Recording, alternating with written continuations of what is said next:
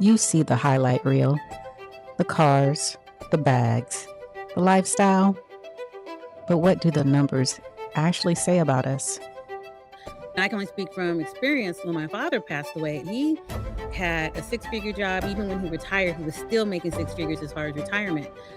When he passed away, The Black that's community when, has about $1 trillion in spending power. And yeah, that means we buy a lot, for those who don't know. We spend a lot of money in retail, beauty, luxury, things of that nature. correct. But with that, you may say, well, that's great, but it's not really, because that means we spend a lot, but we don't save a lot. Yeah. And they said the median Black family is worth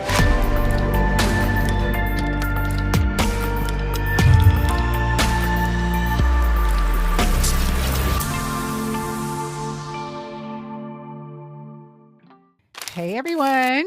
Hey, How's everybody doing? Welcome back. I am E. And I am KC. We are coming at you guys with another one. Hopefully you have been enjoying the topics we've had thus far. As you know, February has a dual purpose. Power to the people, Black History Month, or as I like to say, Melanated History Month. We are going to name this episode, you guys, Melanated Excellence or Black Excellence, if you guys still want to be holding to that, and the wealth gap.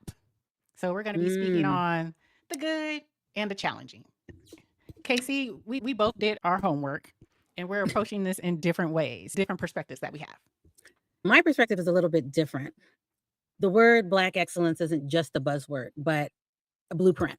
One of the things that I wanted to discuss was the original Green Book.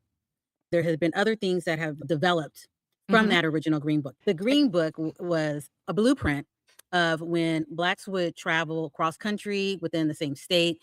There were hotels you couldn't go to, restaurants you couldn't eat at. So this was a guide for Black people to go to friendly places, whether it be to eat, the place to stay the night, you name it. That was what was called the Green Book. Yeah. And for those that have, they'll know right to the point. So that's what it was. It was where to go as a Black person traveling cross country that was safe. One of the things you and I spoke about was when I was a kid, my father, brother, and I would drive cross country. One of the things my grandmother would do, she never really said it, but it had that Green Book in the background. She made sure she cooked enough food that didn't need to be refrigerated, like your chicken and all the things that you could have. So you didn't have to stop to go eat. You would be safer on the road, just get to your destination. So there's three people in particular. They have their own sort of Green Book, if you will, but it's coming from different perspectives. I'll just highlight the names right now, and then we can circle back later. One of them would be Martinique Lewis. Even though she launched 8 different products and businesses before, her most comprehensive one was the Black Travel Directory. We can get more specific with that one. There's also Christian Lowe.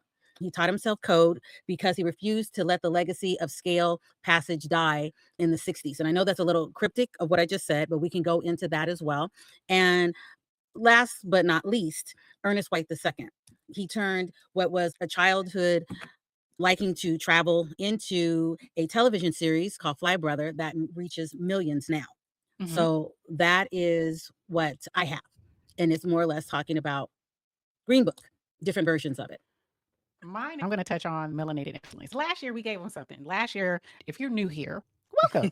But if you've been with us, we've been doing this for a year now. That sounds so weird to say. I know. We did this last year for Black History Month, and we touched on the tech spaces, STEM, science, technology, engineering, and math. We looked at Black people in STEM from young and old when they started, who started it, coding and things like that, up until present day. Some of the youth are currently making moves in that STEM field. If you're new here, we're not talking about MLK. We're not talking about Malcolm X. We're not talking about Rosa Parks. We ain't talking about sitting at the back of the bus. None of that. No shade. None. No disrespect. None at all, and no disrespect. But I think those stories have been spoken about enough in all its entirety. If you happen not to know about them, there is a cornucopia of information out there. I wanted to discuss melanated excellence. And they're not excellent. Not saying that they're not excellent. That is, Right. I feel that we need to get more into the regular folks who got it out the mud or started a business with nothing, some with education, but they built a legacy and still exist today, still Correct. in the family. Those businesses are still thriving. And also talking about folks within organizations, maybe a CEO, COO, or a founder of a business that is melanated. I firmly believe that we need to stop idolizing or this fandom of folks who are in entertainment or in sports. Right. We used to love talking about professionals. It used to be a thing to look up to go to school or to have a profession like an attorney, surgeon, or things like that, or create your own business. Correct. Become something. You didn't have to be an entertainer or know how to shoot a basketball or run track. Not saying those things aren't valid, but not everybody can do that. So that's what I wanted to talk about. And then I also wanted to deal with the gap. Within that, there are some of us that make a lot of money. We have our one percenters, and then we have this huge gap, and then it's the rest of y'all. Oh, you said, okay, I see where you're going with or that one. you know what I mean. No, Y'all. that's what I'm here for. I'm here to challenge you, push you Yeah, to the edge. push me to the edge. Push me to the edge. But that's what I wanted to deal with. I want to deal with the gap first, and then we get to the good folk. Let's talk about the paradox. So right now, with what's going on, which people should know this, the Black community has about $1 trillion in spending power. And Yep. that means we buy a lot. For those who don't know, we spend a lot of money in retail, beauty, luxury, things of that nature. Correct. But with that, you may say, well, that's great, but it's not really, because that means we spend a lot, but we don't save a lot. Yeah. And they said the median Black family is worth a net worth of only $1,700. And I had to look at that. And that was excluding car and furniture. Oh, shit. Yeah. So I wanted to verify it, and I was able to verify the information based on the 2011 to 2013 Federal Reserve data by the economists. The median Black family net worth was calculated approximately $1,700 when excluding the volatile depreciating assets like an automobile and furniture. The figure highlights the extreme racial wealth gap compared to the median white family. White families average about 100,000 plus median net worth. Okay, you guys, I wanted to apologize for that outdated data. I went ahead and provided some updated information based on the Federal Reserves. The last and most recent is 2022. The Survey of Consumer Finance is released late 2023. The median wealth gap remains severe, with typical white families holding $285,000 in net worth compared to $44,900 for the Black families. While Black wealth has increased, the dollar value gap has widened, with Black households holding only roughly 15 cents for every dollar in white wealth. Know this, but again, I just wanted to highlight some of the numbers to make it real. I was reading, I don't know if you know this person, Casey, but I followed this man. He is a part of ADOS, which is, there's FBA and then there's ADOS. ADOS is the American Descendants of Slaves. And it was founded by Yvette Carnell and Antonio Moore. And if there's other founders, don't shoot me. This is just what I know currently. But he had Antonio Moore, he goes by Tone Talks. He's on YouTube and Instagram. And he wrote this column in the Huffington Post called The Decadent Veil. The concept was about what I was showcasing, that Black billionaires and athletes, entertainers create a false narrative about Black wealth because everybody sees those folks. You see the Oprahs, the LeBron James, the Michael Jordans, and everybody's like, well, look at them. That's us. But that's them. That ain't us, right? Correct. So it's correct. It gives that false narrative that we all are succeeding. And then you see a lot of folks on social media portray only the best. They only show the highlight reel, right? And not the real deal. So you see them going shopping, getting new cars. You see Amazon bags coming every day, but the numbers show differently. The numbers show that those people are not, they don't have a lot of money. Now, if they hiding it, I don't know. But the numbers say, the data says that we ain't got no money. I was going to camp on to what you were saying because I can only speak from experience. When my father passed away, he had a 6-figure job. Even when he retired, he was still making 6 figures as far as retirement. When he passed away, that's when all the shit came down. Yep. Because if he had a will, we couldn't find it. Yep. So you need to take care of yourself when you're alive, but you also need to take care of yourself when you're gone. I had no idea what was involved until I was involved. Correct. So that's another thing that typically we don't. And there's always the exceptions. Like my grandmother had even down to the song played at her funeral. So she was tight and right. Prepared. Yes. And that's mostly that era, though. That's what the silent generation and then the baby boomers. So Oh, the I didn't know baby that's what they boomer, were called. the silent generation is like our grandparents. They made sure that their burial and all that stuff was taken care of. So you didn't Yep, have to worry about that. They told you where to find it, the little envelope or the little suitcase where it was. Grandmama and them, this is where it is. When the time comes, that's where all the information is. exactly. We don't do that anymore. And then, like you said, with your father, he was still making six figures even after he retired. Well, that doesn't exist anymore because there's no more pensions. Most jobs don't give you pensions. Right. Basically, a company giving back to you. Now we have 401ks, and it's up to you to instill that 401k. You can work for a company for 30, 40 years and never pour into your 401k. If you did not do that, you don't have a retirement. Your retirement will be Social Security. Pensions didn't do that. They would put money into it whether you put into it Hmm. or not. Different time frame, companies did different things. Things have changed so much. When you look at all that, and then you look at the top 1% of Black families hold 200% of the wealth of the median family. So again, 1%. There go that number again, the one percenters. So Right. us melanated people, we got the one percenters too. 1% holds most of the wealth. And that's a lot of the wealth came from the baby boomers working 20, 30 years. The baby boomers are holding a huge part of our wealth, but they are leaving Yeah. and they bought homes. A lot of them still have, but Mhm. that's going away as well. It used to be wealth in your home. I don't know if you've heard about this, but they have these reverse mortgages that they do. I've heard about that. I think maybe even up to 15 plus years ago, I heard about it. Don't understand it. I have a cousin whose parents had a reverse mortgage on their house. They both passed away maybe a few years apart. And all I know that it was hell for him dealing with that reverse mortgage. I don't know enough Yes, about it, but all I heard was it wasn't good. it's not That's good. all I've heard. Right, because they're essentially you're collecting income from your home, from the equity in your home. And it's essentially a reverse mortgage, it's paying you out of the mortgage. But when you pass away, it goes to the bank. Your house goes to the bank or your family has to buy them out. Yeah. Has It was a yeah, it's a mess that he mess. had to deal with. That wealth, that legacy that could be passed down now is being compromised as well for Black families. Those are huge contributors to our wealth gap. And there's a lot of things that we could do. We're going to have someone come on here in the coming months to discuss finances and insurance and things of that nature because there's ways that you can look at this and create wealth, start generating wealth for yourself. Casey and I were having a conversation on the back end before we started, and I was saying my objective is to look at it on the micro level because we talk so much about reparations and having the government help, they owe us something. But if that's going to happen, who knows? Some people say it can, a lot of people say it ain't never going to happen. If you're waiting for that's a macro level thing when we should be looking at it at the micro level, meaning Absolutely. creating wealth within our family, right?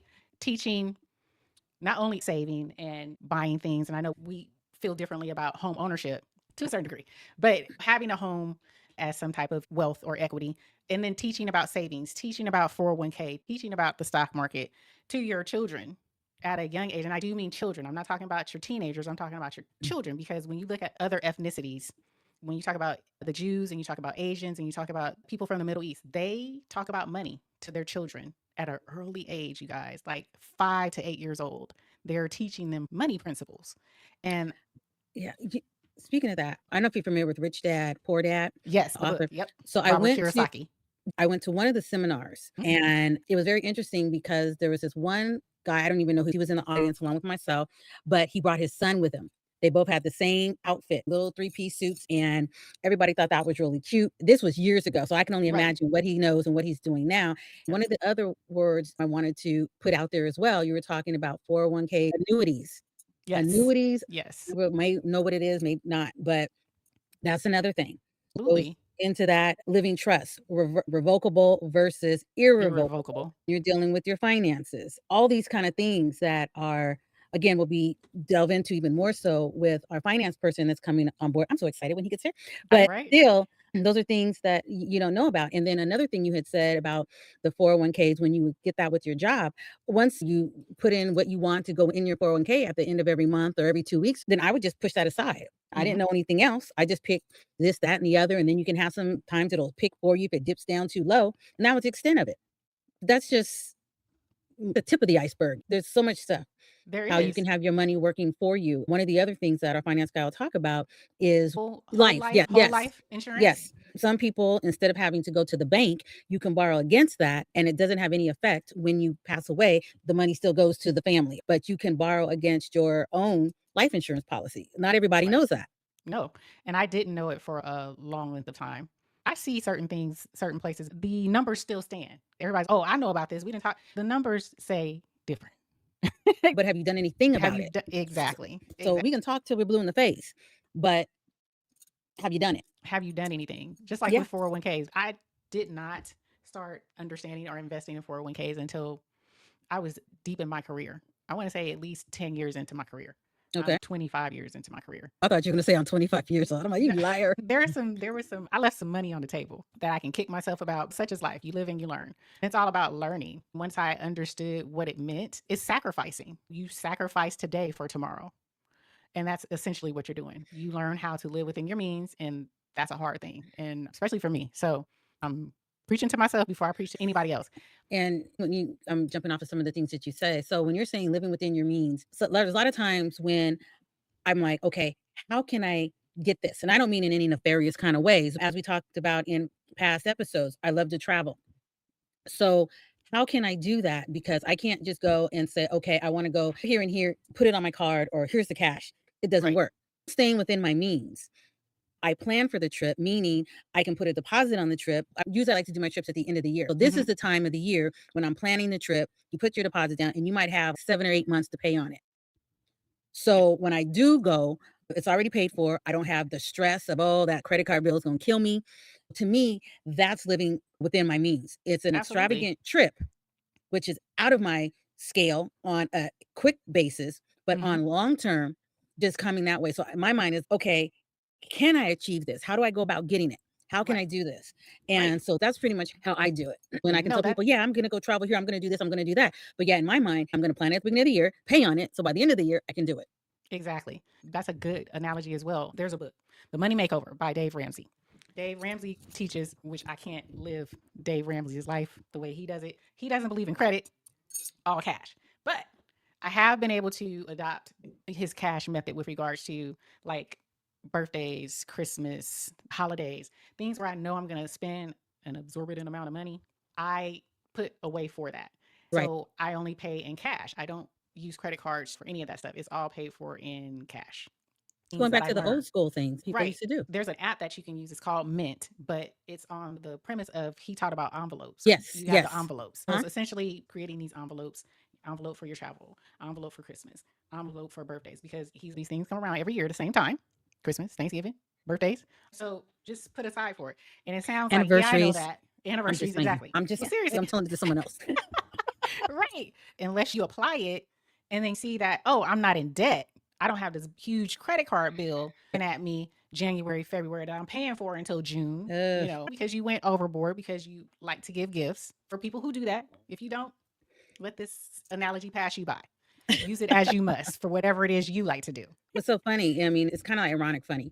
When you first are starting off in your teens and 20s, and the talk of retirement, that seems so far away. I mean, I will tell you, it was like, why are you talking to me about retirement?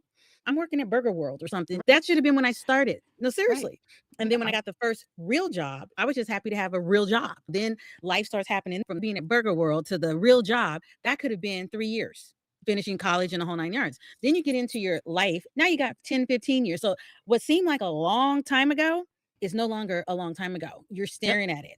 Staring at it. So they used to tell me a long time ago, you better be careful. You're going to blink and you're going to be such and such an age. I'm like, oh, yeah, right. Yep. Right. As I always say, I was in my 20s, small waist, perky tits. You couldn't tell me shit. You couldn't. You can't tell me nothing. I'll deal with that later. Yeah. But that's real life. So Yeah. if she did it, I did it. I had similar situation. But our parents weren't teaching this to us. So I know if my parent didn't teach that to us, there's a lot of us out here that Yeah. your parents didn't teach this to, that are in our community. And that's why we are where we are right now. Yeah. It was And the savings account was what was taught. That was correct. that was it. You put some money in the savings account. That's it. And she was it 0.00.1. Oh yeah. They didn't teach high yield savings accounts. Mm-mm. I didn't know about 401k. Didn't know that's what we're up against. When you have adult kids and you didn't tell them when they were younger, that's what we're up against. That's why I said The micro level of this, teach them when they're little. Yeah. Financial literacy. There Yeah. are financial literacy books, there are financial literacy courses for children. Correct. If they can play with a tablet, a cell phone, they can They know learn how to swipe as financial. soon as they get that. Yes. Yeah, Yes, they know they can something. learn financial literacy. And if you don't understand it, guess what? You can learn with your child at the micro level. So that's what I wanted to talk about. And home ownership. That's all I wanted to talk about. Well, Just, just a little bit. we were talking about it. You are not necessarily pro home ownership, or is No, it even multiple right. homes? Multiple. See, and of course, I own my home. However, the thing about it is, like we were saying, it's not for everybody. And I'm not saying don't go out and get one, but just like when after we had gotten our home, and then a few years later, everyone's, oh, now you need to go get a piece of property, and then you can do this and do this. If you can't necessarily pay for your extra house or property Mhm. cash, then it gets a little sticky. If you don't have this wealth of money in the back room, it gets a little trying. Years ago, my husband and I had extra income property, but that house, along with our own house, had a mortgage. Depending on the market, you might not be able to charge what it is to even cover what the mortgage is. So, whatever the environment will bear is what you can charge for rent. Right. We would have to make up the difference, Right. which is what it is. But I have my mortgage and then I've got a piece of a mortgage. When that particular person moves out, then I got two mortgages until you can place it. Not to Correct. mention you're taking care of things at your house. It happened, not every day, but maintenance things. It to me just became more of a headache than it Mhm. was anything else. So that's why I lean more towards annuities. I have money that works for me while I'm sleeping, but then I have other proponents that say they don't want nothing else but rental properties. So it all depends. And why I was saying as far as personal home ownership, there are people that like to move every so often. If you're not stationary, so then it's maybe we'll rent our house out, then we'll go do this and this. And so then you're back in that same thing. Right. So it's not, I'm not saying don't do it, but it's not for everybody. There's times maintenance comes, and if you want your house to look a certain way, it takes a certain amount of chutzpah to get it that way. Man. So that's why I say with annuities, love it. You put X amount in there, you get a dividend every month, depending on how much you put in, and that's money coming. Absolutely. It's turning over while you're sleeping, Mhm. and like I said, that works best for me. I just did not enjoy having multiple properties. Sometimes I have property managers that dealt with it, but you're still dealing with somebody. No, that's not me. And it's not for everybody. I definitely agree. This is where Casey and I disagree. A little bit. I feel We it's just take not a different for, path. yeah, we just take a different path because I know people who have multiple properties and rent them out and they're fine. They understand how to do it. They Yeah, don't have a property manager. They are the property managers. They understand how to work within it. So they have an yeah, interviewing process. They have certain people that they work with yep. to keep the house maintained, and they have a certain level of proficiency with regards to it. So I've seen it done My very father-in-law well. is exactly what you're describing. My father-in-law, that's what he did. That was his job. Right. He has several. Exactly. Didn't work for us. Exactly. I wanted to do it at a certain point until the pandemic hit. And so when the Yep. pandemic hit and I saw all the little YouTubes about people, this one lady, she actually chronologed her whole journey of trying to get someone evicted from her home that she couldn't because of COVID. In certain states, you could stay there and not pay. She was essentially paying two mortgages, trying to hold on to her home. And when she finally did get her home and finally did get the family out of there, the woman trashed that townhome, destroyed it to where she had to redo that whole house internally to sell it. So I've seen the bad side of it, but I also know other ways of looking at it. So if you buy a home, to me, home ownership, if you're a young person and you don't have any children and you want to travel and you don't want a home, yeah, that's fine. But I look at if you have a family and you have children, you should want to have home ownership. And I only say that because the Bible says a good man leaves an inheritance to his children's children. And that's home ownership. You can leave an inheritance to your children's children. Some people can utilize the home for a lot of things. There's a lot of places out here nowadays who utilize their home for disabled people or people who have mental health issues, adults. Then there's people who have, it's like a house, but it's like a nursing home. You can utilize your home as long as it meets the city and county's bylaws for your home, but you can utilize it for that and you can get paid. So you don't have to stay there. You can get a Mhm. condo, you can get an apartment, but that's a money stream because you have this home that you own. There are some people who utilize their home, they don't have any children and they bought a home, they're retired, and they use their home as a bank. They take out loans on their home as long as their payments stay within the range where they can continue to pay it, their home is their bank. And so if they want to take a special trip or they want to do something, that's what they do. A long time ago, people used to take out loans and put their kids through college. A home was utilized to help your family move along, maybe take out a loan and buy your child their first home, give them the down payment for their first home. So it's things you can do if you have the home. There's ways to utilize it. Up to you. But like I said, the person who used their home as a bank, they were like, I can't take it with me. I'm going to spend it. But if the house is still being taken care of, still being paid on, still left to a loved one, they can keep it, pay it off, or they can sell it. So Yeah. it's still going to be utilized to give someone a legacy. So that's what I mean when I say home ownership is key. It can be a wealth building opportunity for people who don't have it. And that's what we used to utilize it for. Oh, right. That's all I'm saying. I'm going to throw it back to you. Okay. So again, me going back to the Green Book and why that means a lot to me, because for those of you that listen to various episodes that we've talked about, I'm really into traveling. As a kid, we would travel, me, my dad, and my brother. My parents were divorced, so it was just three of us. We would travel cross country, and we've been to pretty much not every single state here in the US, but pretty much. So just the idea of the Green Book just means a little bit more to me because I have traveled. And now since I do more international travel, it means even more. Although some of these, at least one of the people that I know, they have an app for that kind of stuff. But just traveling safety, I try to be as safe as possible. But one of the people I was talking about was Martinique Lewis.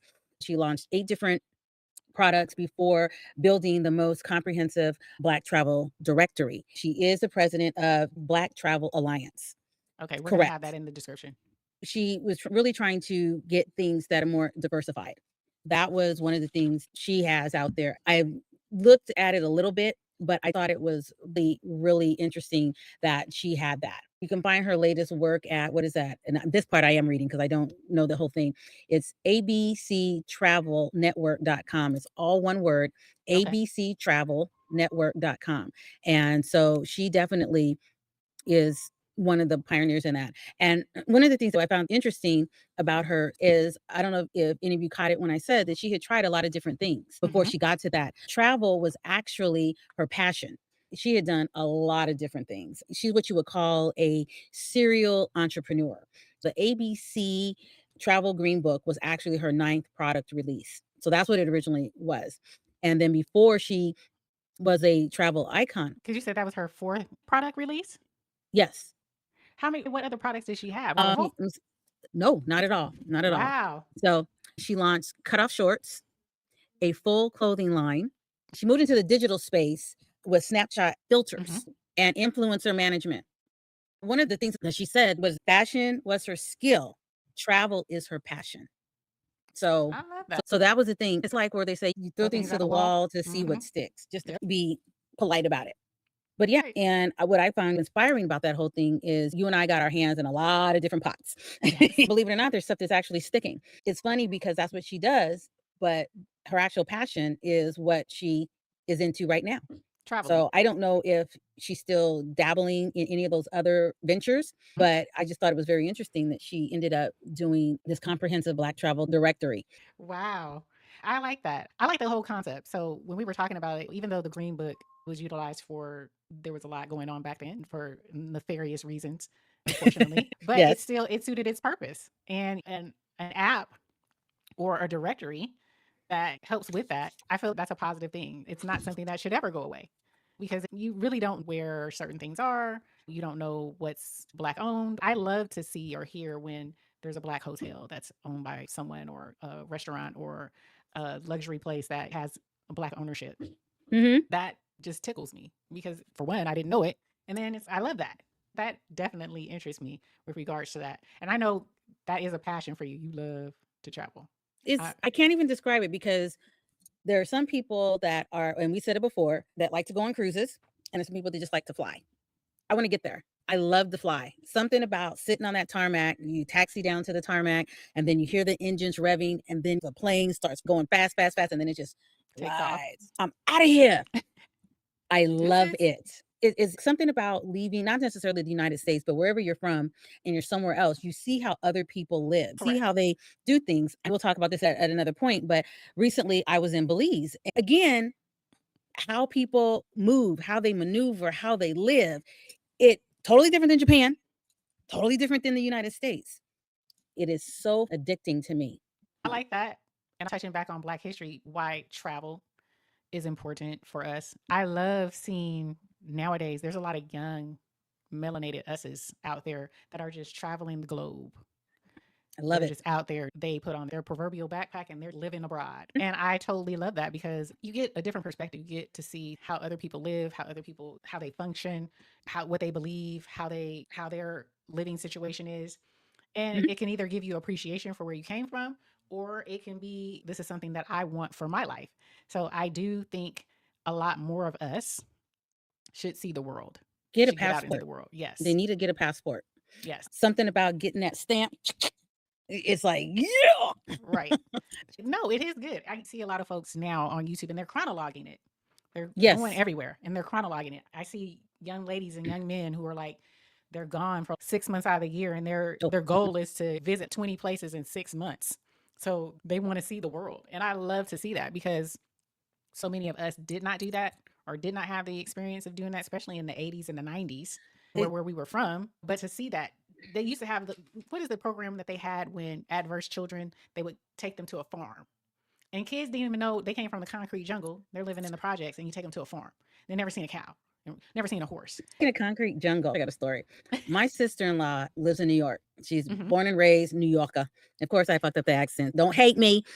We were driving down one of the back roads out here where Mm-hmm. we live, for you, next Mm-hmm. to Valley Road. Yep. Ignacio. And so she sees all these animals. She goes, "What are those animals over there?" And we were like, "You mean them cow?" She Right. goes, "Okay, concrete jungle." Yep. She knows what a cow is, but when you see more than two, like, what's going on over there? Yep. So to your point, she doesn't You know. know, but it makes a difference. You see something different. And to go to a farmland and engross yourself in that in the United States. Just imagine take that person and put them in China or Japan or Brazil or whatever. You get a whole new aspect. You get a whole new outlook on life. It's not just where you came from. Because some people, believe it or not, still to this day have never left their neighborhood. There are people that still live in the projects who have never left their town. Well, I know you speak highly of San Francisco because I remember that's where I went to college. Some of the people there that were born and raised, everything was right there. Yep. As far as going to Oakland, maybe because that's across the bridge, but everything was there. Everybody was coming to San Francisco. Yep. That is So true. they go, and we hardly leave San Francisco because everything is here. They would leave for a girl though. And what girl might that have been? Well, I don't know.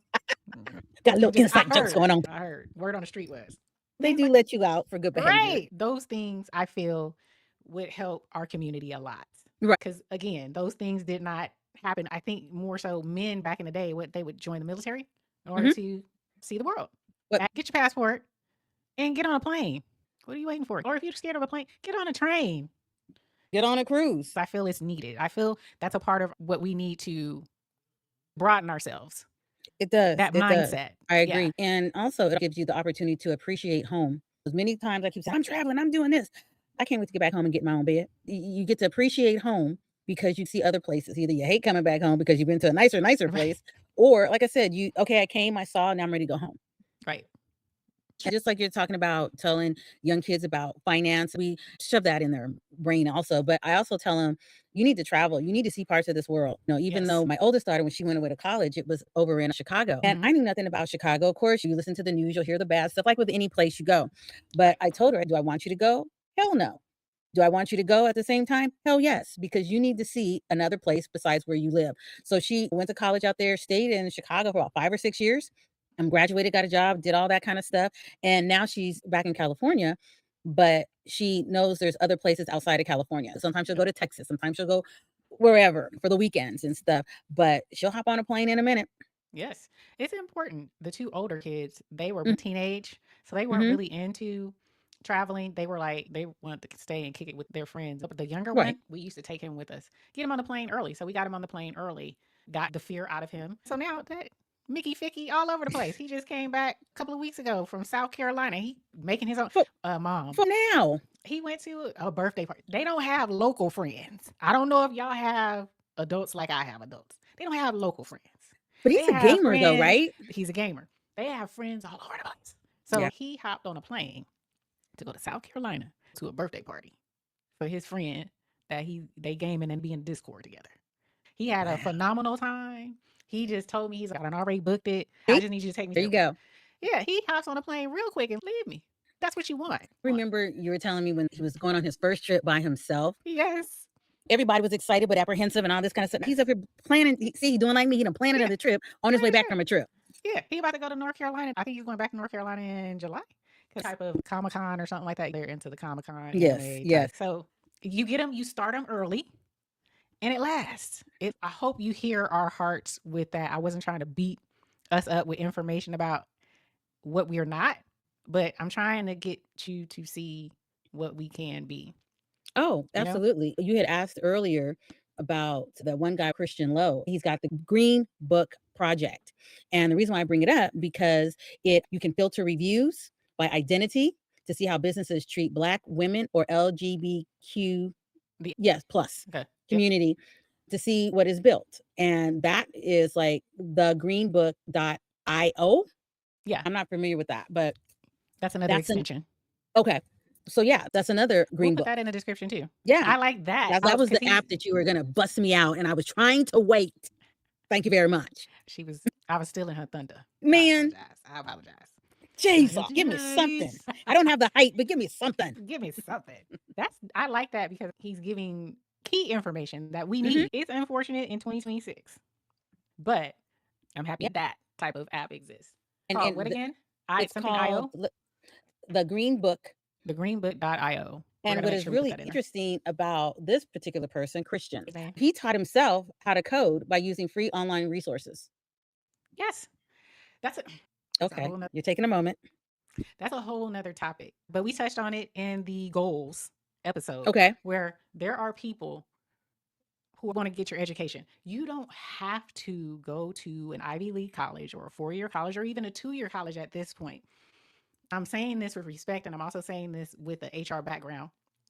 That stuff is dwindling away. There is really no need for you to get into financial debt when a lot of this stuff that they're teaching, you can get on these online platforms.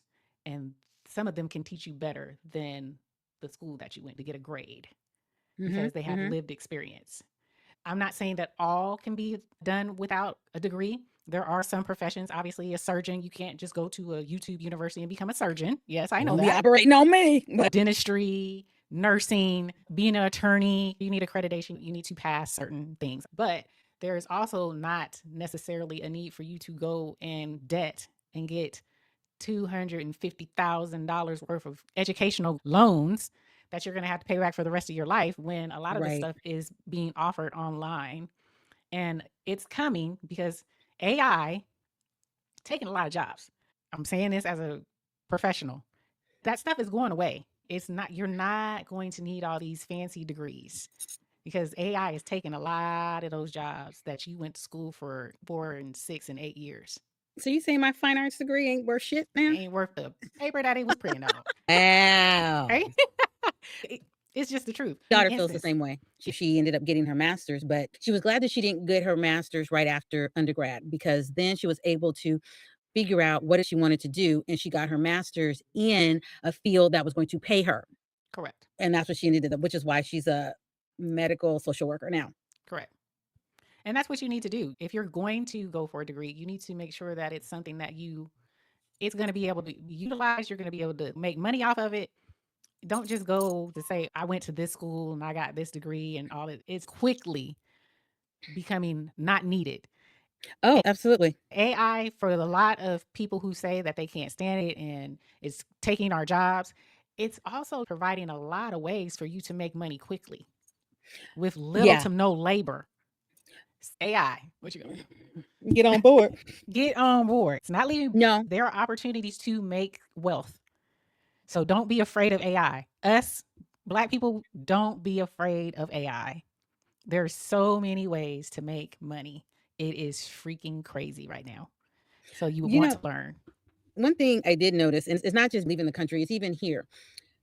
And again, I'm only speaking because Black people, when a lot of places we go to, it's a mixed group and we're usually the minority. Nothing wrong with that. We have never had a problem. But It's like you can tell some of the people that, again, I don't know what their bank account is, but you know how some people you could just tell by maybe their, oh, you get your hair done professionally, the clothes you wear. And what I mean by that is some of the clothes, we're still talking t-shirt, we're still talking shorts or sweatpants, but it's the quality. Right. If you can tell the quality, like an LL Bean or Abercrombie, as opposed to, no offense, but a Walmart, that's, you can see quality. Somebody has got some kind of money to pay that kind of money for those items. Whereas sometimes, you can come at me if you want, but it's the truth. We try to look like we have money. Again, nothing Mhm. wrong with what you're wearing, but a lot of the times we want to look like we have money, and that could be anybody. When I say we, I'm just speaking specifically about the people I know. They might have a buck 50, that's $1.50 Mhm. in their bank account because they're trying to portray that they look a certain way. Some of the main people that have money don't look like the typical person that you would think that would have money. And I'm talking across the board, black, white, green, red, whatever. Folks that actually have money, if you really look at the quality of the clothing sometimes, you're like, oh, okay. So And when there's you've some had gaudy it, people that have money too. Again, there's always exceptions, but for sure. you're always a person who's never had it. You can always tell. They lead with it in conversation. They lead with it in what they wear. They lead with it in what they drive, but they never lead with it when you look at their bank accounts. Right. Bank account be empty. What did my grandfather used to tell me? Everything that they own is on them, On their back. on their back. Yeah. That's all they own. So Yeah. if you have some kids or a niece or a nephew, a little cousin, teach them. If you know something, teach them. Don't let them grow up to be what you became. But I get it. You know what I'm saying? That's just like the drunk uncle. You don't want to be like me. Put that shit down. You don't want to be like me. I'm an old drunk. Da, da, da, da, da. Right? In their own way, they trying to teach you something. Just Yeah. listen. Me. Better. Back in the day, you always wanted your children to supersede you. You always wanted your kids to live better than you. If you were any type of parent, that's what you wanted for your kid. Right. You wanted them to live better than you. We have gone over a gambit of stuff. I'm gonna give y'all black elites real quick. Real Okay. quick. I'm gonna give you an Okay. old one, old school, to let you know that, and I know you guys know this. He was from the Bay Area, and I loved to see this. Is that the Here he Yerba is. Buena? Yeah, I'm but making a yeah. joke. Oh, you talking about? It's William Alexander Lettisdorf. Okay, I know that name. Alexander Lettisdorf. He was Okay. born in 1810, and he passed away 1848. He is San Francisco's founding father. He was Afro-Caribbean entrepreneur, considered one of America's first millionaires. He built the first hotel called Yerba Buena. Huh? What Yeah, did I say? What you did I said Yerba say? Bueno. I was testing you. I was testing you. You know that. Okay. You have to correct me in front of all these peoples. My bad. My bad. Come on. Okay. Yerba Buena is the future San Francisco. So he built the first commercial warehouse on the waterfront. Now, these places worth millions of dollars nowadays. He launched the first steamboat in the San Francisco Bay. He owned 35,000 acres through a Mexican land grant. He served on the first city council when the U.S. took control of California. And unfortunately, I'm going to throw this part in, the tragic twist though. He died at 38 in 1848, months before they discovered gold on land next to his estate. Yeah, okay. I'm just saying. I But mean, his estimated value was 1.45 million. So today, that's 40 million. 3 well, million. they Yeah. probably already knew or they were The prospecting prospecting. Yeah. They had already and prospected. realized that. Yeah, okay. Probably his landline may have. And then probably it goes to the state and then there we go. Yeah. So we can't, Yeah. we're just speculating. But yeah, his legacy is there is actually a street in San Francisco in the financial district named after him. So I wanted to give that honorable mention. I wanted to do a family. Atlanta folks, if you from Atlanta, Georgia, or Georgia in particular, y'all Mhm. stand up. There are some elite melanated folks in Atlanta. Pretty much they dominate out there. So I love that about y'all. There's a lot of Bay Area in Atlanta. Just to hit on a little bit, there is a family, the beauty Yes. dynasty, the Yes. Bronner family. Yep. Yeah. Dr. Nathaniel H. Bronner Sr., Arthur E. Bronner Sr., founder since 1947. It's now run by Bernard Bronner and Brothers, the second generation. So this is a legacy company. They started teaching cosmetology at the YMCA. Did not know that. They Hmm. are a cash cow, the Bronner Brothers, B&B International. We all see the B&B when you go to the beauty supply, Bronners. They attract at their beauty professionals annually about 40 to 70,000 beauty professionals. Their economic impact is 60 million Oh, for wow. Atlanta per event. Their vertical integration, they own B&B, African Royale, Tropical Roots, the Upscale magazine, and they do all the Bronner, the beauty events. Bishop Dale C. Bronner leads Word of Faith. So I guess one of the brothers has a church out there, a mega church with thousands Oh, of wow. members. Who knew? Right. Who knew? And then the legacy resisted the buyout to keep wealth in the family bloodline. And this is what we're talking about because there's so many Black owned products that are not owned by Black people anymore. They sold them Anymore. off. Yeah. Yeah. They sold them off to Revlon. There's another beauty product that we all Pantene. Pantene has taken on a lot of these companies. Okay. Okay. So they have sold a lot of companies have sold their company to these other non-melanated people, but the Bronner family has kept their company. So I salute that. They still have that legacy. Second generation is owning the company, still keeping it alive. So I respect that. And let's see, new money. Now, this one I was very shocked about because I don't follow this man, even though I know of him. I don't follow him like that. Rick Ross, y'all. Ricky Rose. He is a land baron. Oh, His real wow. name, yeah, Ricky. Ricky Rose. He has Thank you for the clarification, by the way. his name is William Leonard Roberts II. The Promised Land Estate is the largest private home in Georgia. I know he bought Evander Holyfield's home, but that I home, did hear about that. yeah, Recently, right? No, it's been a while. Oh, He's been let me there for a shut up. while. Okay. But We'll sit back down. that home sits on 235 acres in Fayetteville, Georgia. The main mansion is 54,000 square feet. It has 109 rooms. The dining room seats 100 people. The pool is 350,000 gallons, the largest residential pool in the United States. He bought it from Evander Holyfield for 5.8 million in 2014, so he's been in that house since 2014. Recently bought another 87 acres for 4 million. He monetized. Now, this is the key part. He monetized it. He hosts the Rick Ross car and bike show where thousands come and they pay tickets, and he does this on his land. So he's monetized that land. Oh, go ahead. So I didn't know if you were finished talking about Rick Ross, but when we were talking earlier, I don't know if it's in your notes, but remember Dave Chappelle owns a lot of land in his hometown. Yes. And he'll tell you. Right. And it's not his hometown. So his hometown is DC. He moved Well, I mean, to Ohio. I should say where he Yeah, where he currently resides. currently, exactly. That's again, thank you for the Exactly. clarification and the correction. I'm sorry. No, but he's a DC brother. DC. Right. You're right. Okay. But this is Exactly.